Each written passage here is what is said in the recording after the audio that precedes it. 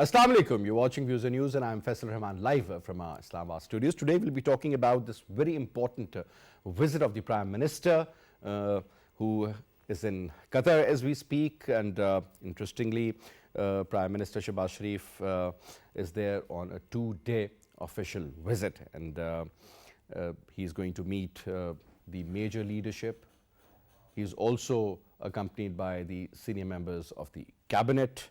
And this visit was on the invitation of the Amir of Qatar, Sheikh Tamim bin Hamad.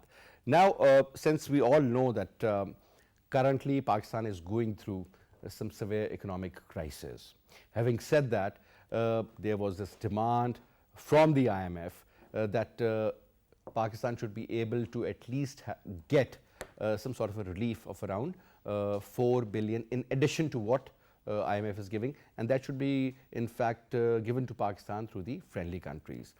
And as always, 3 countries stood with Pakistan. Qatar is going to in fact give Pakistan around $2 billion, whereas United Arab Emirates, we have heard that they will be investing in various sectors, and that money is going to be around 1 billion. And then talking about Saudi Arabia, $1 billion worth of petroleum products, and that is also on the deferred payments. So good news for Pakistan, and I think this is going to bring in a lot of stability, not only to the falling rupee value, but I think it is also going to stabilize that. But along with that, when you talk about the overall impact of inflation, that is also going to be in control to some extent, because if you look at this week on week inflation, hovering around well over 40%, and that is quite a lot.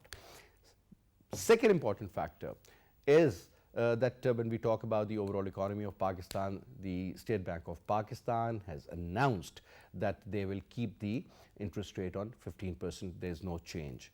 So perhaps that is also some good news, so we can always look at the growth opportunity in that regard, because whenever the interest rate goes up, obviously the borrowings they go down, investments they also are squeezed, but in this particular case things will be very positive. But before I introduce you to our panelist who will be talking on this very important issue and this visit and Pak-Qatar relationship, we'll show you a report that our production team has prepared. Let's watch that first. Prime Minister Shehbaz Sharif in his tenure is truly exploring all the possible avenues to practically pursue the pathway of shifting the foreign policy of Pakistan from geopolitics to geoeconomics. In this regard, Prime Minister Shehbaz Sharif started his 2-day official visit to Qatar, aiming to hold in-depth consultations with the leadership and to interact with the business community to highlight Pakistan's investment potential on the invitation of the Amir of the State of Qatar, Sheikh Tamim bin Hamad Al Thani. During this visit, the Prime Minister will hold in-depth consultations with the Qatari leadership in order to review the entire spectrum of bilateral relations with a particular focus on advancing energy-related cooperation, deepening trade and investment ties, and exploring greater employment opportunities for Pakistanis in Qatar, as Qatar already is home to more than 200,000 Pakistanis who are contributing to the progress, prosperity, and economic development of the two brotherly countries. The two sides will also exchange views on a range of regional and international issues of mutual interest. Prime Minister Shehbaz Sharif today held a meeting with Chief Executive Officer of Qatar Investment Authority, Mahmood, and discussed the prospects of investment in diverse fields in Pakistan, including energy, food security, and aviation. On the other hand, investment in other areas, including tourism and petroleum products, also came under discussion. And now to talk about it, let me quickly introduce you to our panelists. We have with us in our studio on my right is Dr. Naazir Mahmood Saab, Senior Columnist. Thank you very much, Dr. Saab, for your presence. And on Skype, we will be talking to Shikoh Atif Saab, Senior Economist. Pleasant to have you, Shikoh. Thank you very much for your time. And we'll also be talking to Faheem Al-Hamid, Arab journalist from Saudi Arabia. He's going to join us around 8:30. So we'll be in fact getting the update from him that what exactly is going on during this particular visit. But let me put this first question, sir. Whether you talk about Pak-Saudi Arabia or Pak-Qatar or Pak-UAE, sir, we have always enjoyed great ties with these countries. They have always stood by Pakistan in thick and thin. and once again it has been proven. Now what we have learnt so far is that $2 billion will be given from Qatar. 1 billion investment in various sectors, could be energy, in various others, that is going to come in from UAE. And then on top, when we talk about Saudi Arabia, most likely because General Bajwa was there about a week ago and he paved way for all these. Saudi Arabia has also agreed to give you the petroleum product, petrol in general, and the furnace oil, but at a deferred payment, that by the time the economic situation gets better, and then we can pay them off. Do you think that is always, I mean, obviously that is going to bring in a lot of relief, but do you think this is enough, or you think that we should have had more? Well, for the time being, I think at least it gives us some lifeline. Yeah. So I will look at glass as half full. Yeah. And I would say that, Pakistan, for the first time in the past 4 months, we need to keep in mind that, when the present government assumed office in April, 4 months back, the economy was in dire strait. We were on the verge of collapse, economy was collapsing, there was talk of bankruptcy. But luckily in these 4 months situation has improved. So right now I don't see any talk or any possibility of any default on anything, and that is primarily thanks to the efforts of the government, and of course our friends that you just mentioned. All these friends are long standing old friends.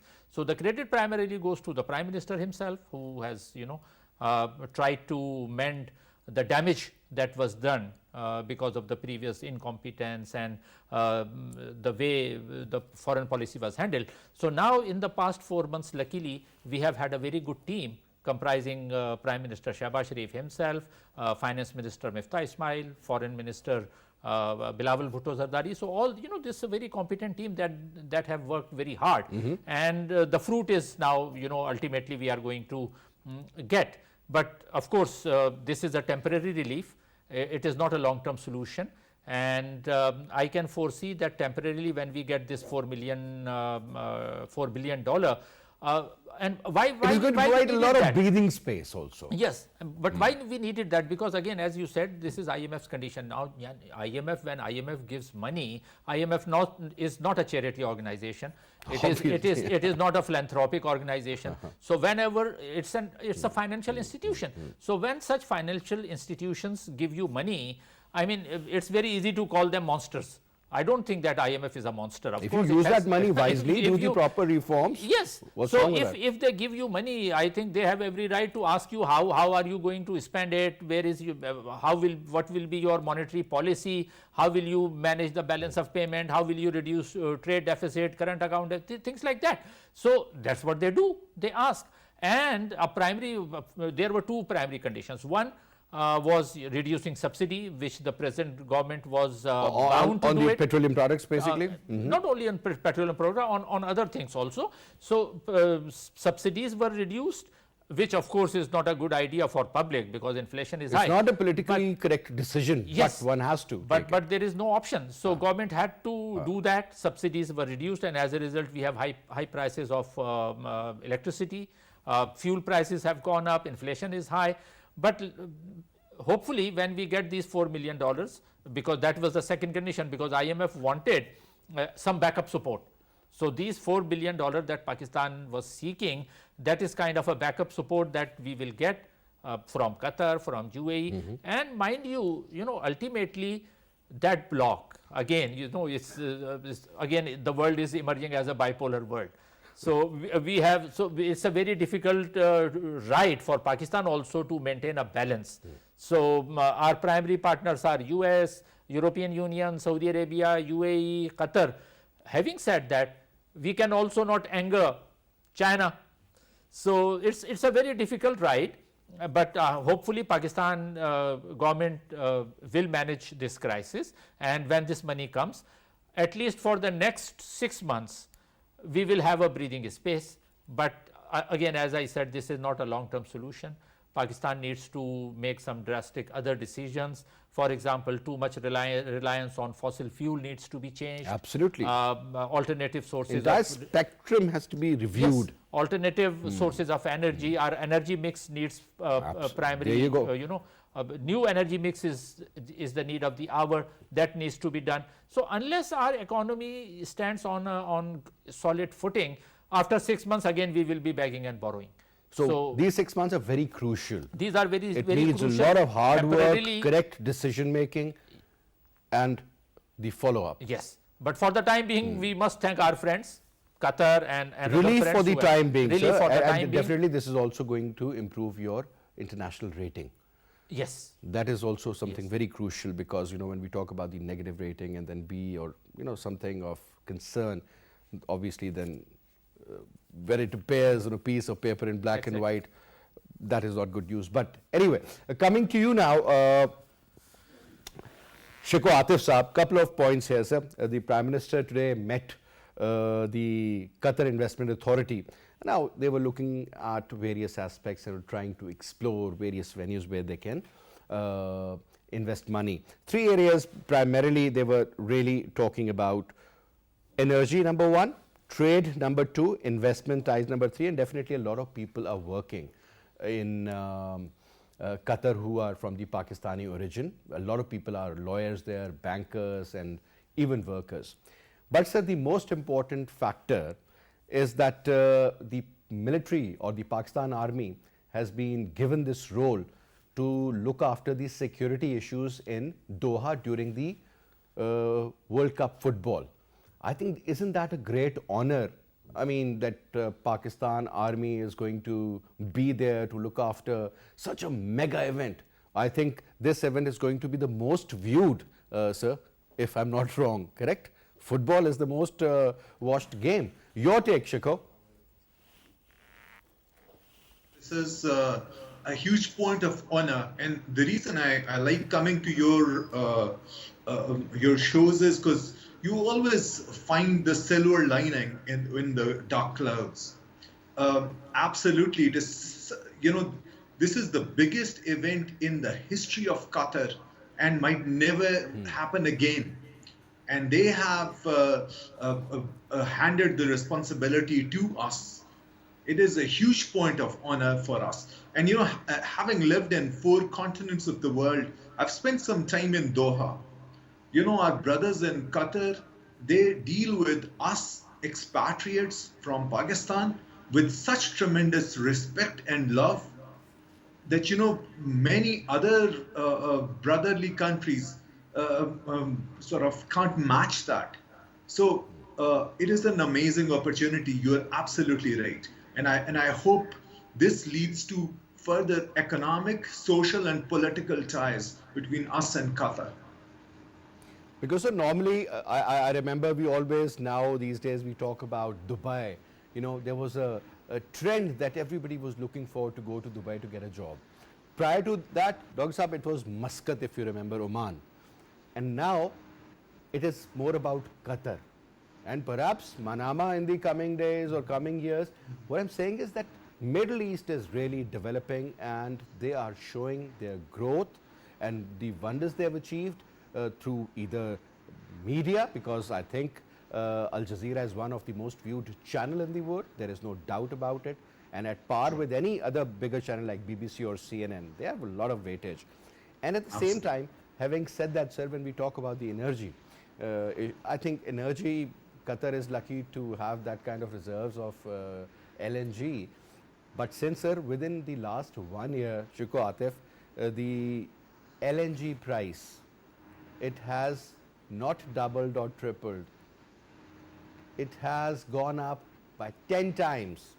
You can just well imagine, because of this demand in Europe, especially if you look at it from the Ukrainian point of view. So Qatar has a great future. You talk about their banking, you talk about their financial sector, you talk about their portfolios which are managed all over the world. I was just having a word before the program with our very dear friend Dr. Saab, Dr. Naazir Mahmood Saab, and we were talking that Qatar is almost at par with Singapore as far as the financial setup and the transactions are concerned. So I think we have got to learn from them, and quite a lot. Absolutely. Now, Dr. You know, yeah, please go ahead. Go ahead. I just wanted to say they managed to find these, to walk these fine lines, between being traditionally true to our own Islamic values and westernizing. They managed to walk the fine lines between ultra orthodox thinking and being on the cutting edge. So you're absolutely right. We have a lot to learn from Qatar.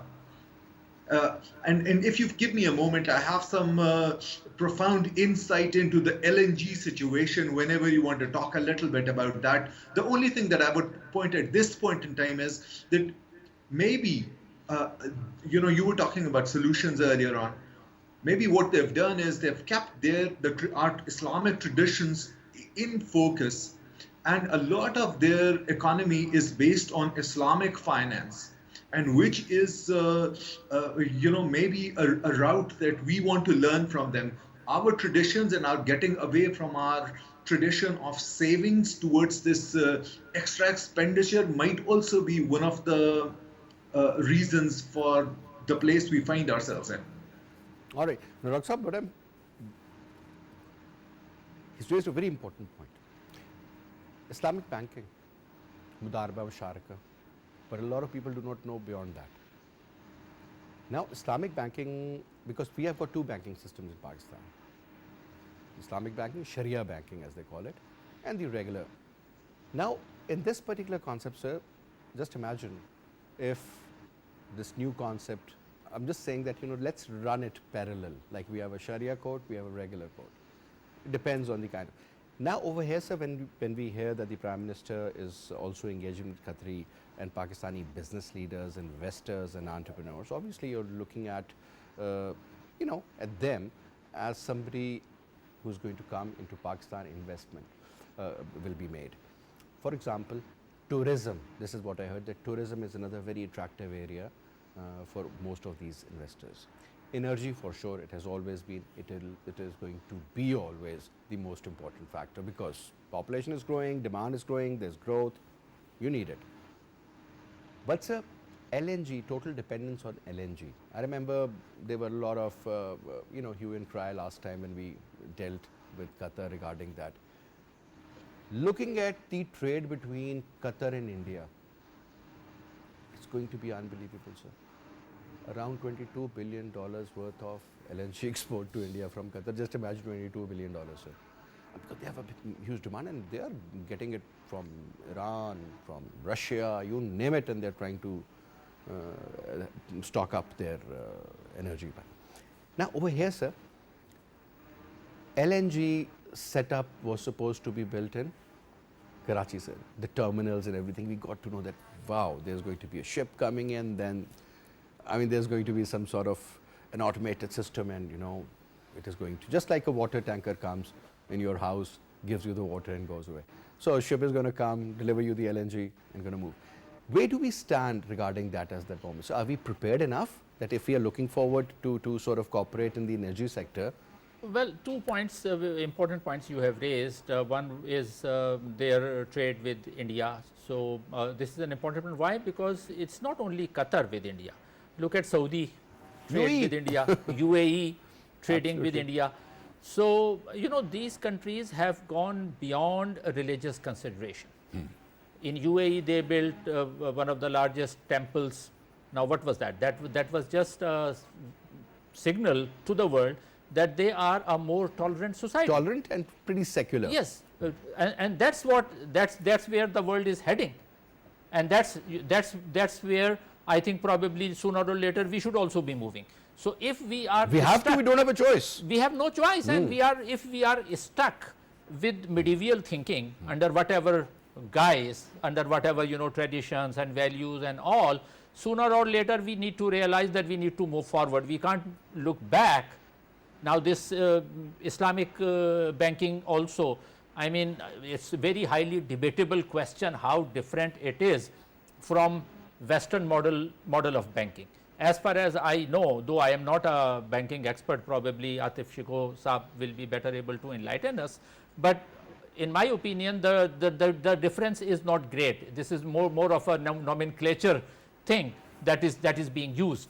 So the point that I am making is keeping in view relationship that UAE and Qatar and Saudi Arabia have with India, that shows that we need to go beyond religious considerations. Now, this is number one. Number two, your point about LNG thing. LNG is not a long-term solution for Pakistan.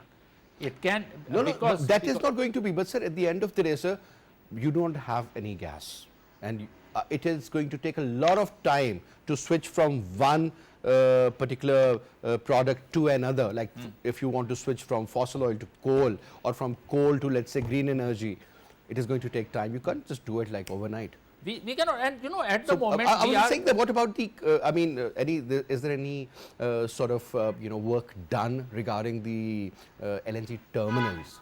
LNG work was in progress, okay. And yes, and I think very soon all of them will be operational, and I think Pakistan energy situation will be improved. But again, the LNG, whether it comes through terminal or whatever, it requires huge money and foreign exchange. So even if all these terminals are fully operational and we get LNG, uninterrupted supply of energy, LNG in the international market, it's very volatile, the situation. So plus the price again, sir? Yes. So it can be a temporary solution, but in the long run, as I said earlier, we need to look at our own renewable energy, like wind energy, solar energy. That is the long-term solution for Hydel Pakistan. for sure, sir. Look at the Fossil amount of fuel, water that whether is being it is gas or petroleum products, they are not long-term solutions. These are the products which won't be there anymore in the future. Perhaps their consumption currently may be very high, but say 10 years from now, because so many countries are totally fuel in the cars for that matter, switching to electricity, electric cars. We never thought these were something, which we used to see in James Bond movies. And last point that I would like to make about your tourism thing. Of course, Pakistan has a lot of tourism potential also, but again, we need at least two things. One, security issue in Pakistan. Tourists, when any tourists come to Pakistan, they need to feel secure. So that is something that we need to We really consider. need to promote that, because this is high time. And I think the kind of infrastructure that we have currently, that has improved over a period of time, thanks to the Chinese. Plus on top, sir, I think brand imaging, because I think 2 years ago, Pakistan was one of the most desired countries to be visited. There was this column, I remember. But anyway, sir, we have also been joined in now by Faheem Al-Hamid Saab. He is a senior Arab journalist joining us from Saudi Arabia. Assalamu alaikum, Faheem Al-Hamid. Wa alaikum assalam, brother. How are you doing? I'm very good, sir. Thank you very much for taking out the time and talking to us, sir. First of all, this is a very important visit of the Prime Minister, Mr. Shehbaz Sharif, to Middle East. Currently, earlier we were talking about that. Now, if you look at Middle East, in particular, we were talking about a country like Qatar or perhaps UAE, even I would say Manama, Bahrain, and even the Crown Prince of Saudi Arabia, Excellency Mohammed bin Salman, the way he is having that particular vision how to modernize Saudi Arabia really makes us think that Middle East is actually the first world country. Middle East in general, not any particular country, but in general, if you look at it, very modern, have lots of resources, have lots of energy resources, they have brilliant management, and they are flourishing. Look at the changes that we have witnessed during the last 25, 30 years. Now, sir, Faheem sir, since you've been in this particular field of journalism for such a long time, sir, how can a country like Pakistan, which has been so brotherly, associated with these countries, they have always looked after Pakistan in hard times, what do we in fact need to learn from them? Let's put it this way. Well, first of all, let me welcome your distinguished guest, and I'm extremely happy to be with you in this panel discussion. In fact, I would say that the more Pakistan come closer to the GCC countries, either Qatar or Emirate or Saudi Arabia, I think it will be very much beneficial to both GCC countries and Pakistan. They are always a lesson learned. And, I'm not speaking about Pakistan as particular, but, we should learn from the lesson of the history and the experience. Pakistan has a lot of potential and, a lot of huge, capabilities and, great, place where there is minerals, there is, a lot of production from different areas. But the problem with the Pakistan that, as our brother was saying about when he speak about the tourist in Pakistan, that it needs security. Pakistan needs stability, first of all. If Pakistan is stable in the long term, Pakistan will be a hub for huge, investment, huge, we are having Gawada there, we are having a lot of, resources. But the biggest hurdle to enhance, the investment, business, commercial relation and have more joint venture, joint investment opportunity is the stability. Maybe, I wonder if I answer your question, but I thought, let me just, concentrate on this area. Prime Minister visit to Qatar is very important, as your distinguished guest says that, at this time, oil is the geopolitical weapon.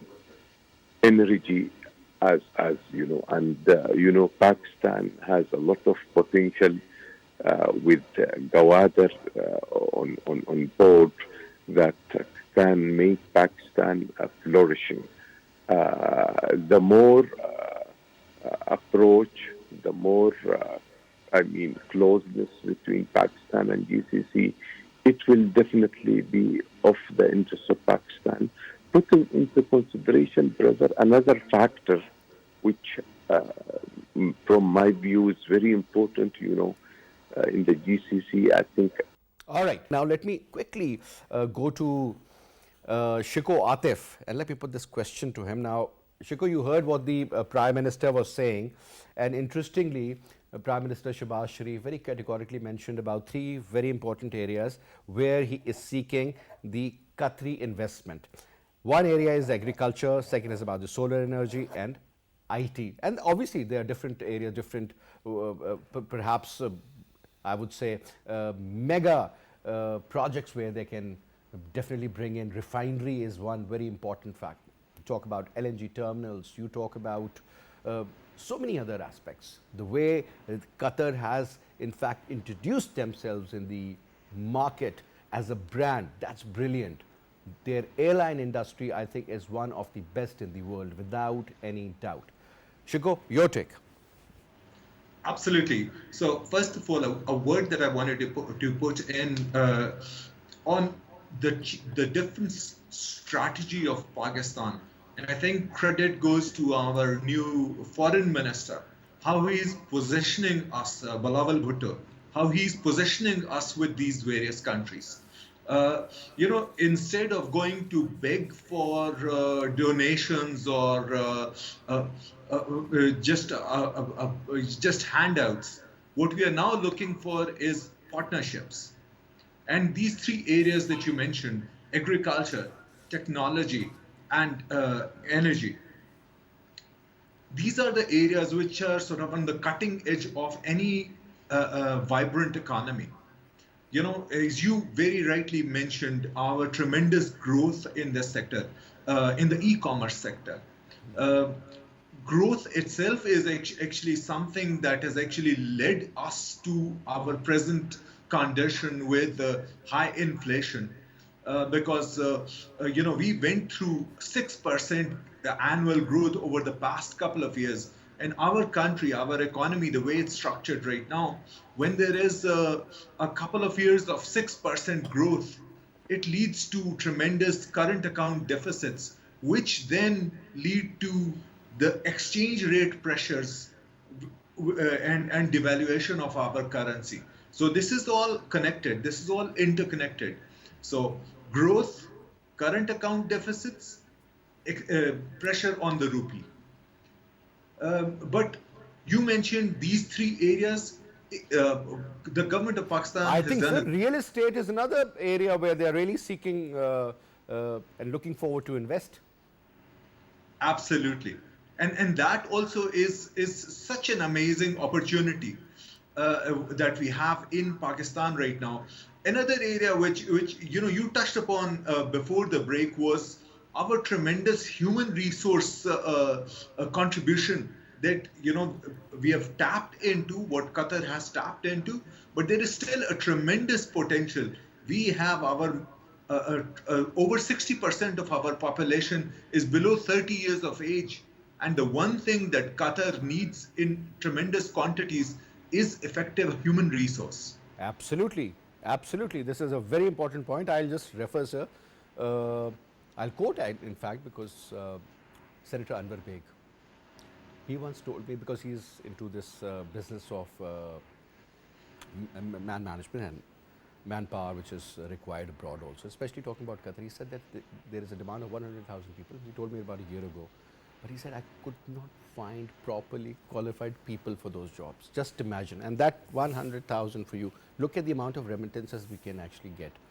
But the thing is that we really need to work on, these all sectors are very important. But I think the most important, who is going to run these entire areas, is the human resource capital. Your take, sir. Very rightly said, this is a major issue. If you go to Qatar also, Qatar's population right now I think is around 3 billion. Only half of them, or even less than half, are local Qatari people. The remaining 1.5 to 2 million people are from... They are the minority in their own country. They are minority in their own country. Just like UAE. Yes. And most of the expats there are from India, then Pakistan. Pakistan is not the top one. So why is that so? And the same applies to even Saudi Arabia, UAE, because somehow in the past decades we have not invested that much in our human potential or human talent. Human resource development, basically. We have not done that.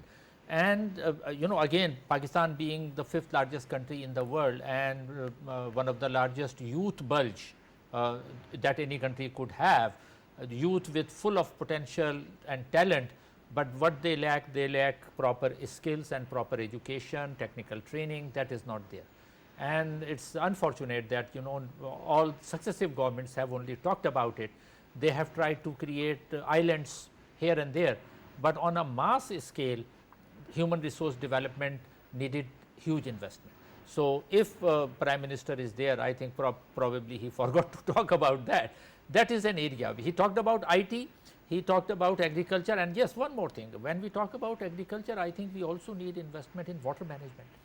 Look at what is happening in Pakistan right now. So essentially, this is, of course, floods occur anywhere. Either it is going to be a drought or a flash flood-like situation. And now we have erratic, extreme climatic elsewhere. conditions. Now, under these climatic conditions, we need proper water management, and that needs planning and investment. And I think, sir, we haven't learned from what happened in 2010. We should have learned. Things would have been much different now during these days. But But sir, this is going to be well, I think, normal. sir, every issue, every problem, whenever it comes, it also brings in a lot of opportunities. Oh yes. So one has to be, as you said in the initial comments, that I see the glass half full. A lot of people see it half empty as well. But I think the half full approach is more productive. But anyway, sir, since I'm totally running out of time, I'm so sorry to cut you here, sir. But was a pleasure having you, sir. Thank you so much for your input. And I would also like to thank Shikoh Atif for your participation in the program. And I would also like to thank Faheem Al-Hamid, who joined us from Saudi Arabia. I'd also like to say thank you very much for his comments as well. And inshallah, I'll see you tomorrow at 8:05 p.m. Till then, you take good care of yourself. Good Hafiz.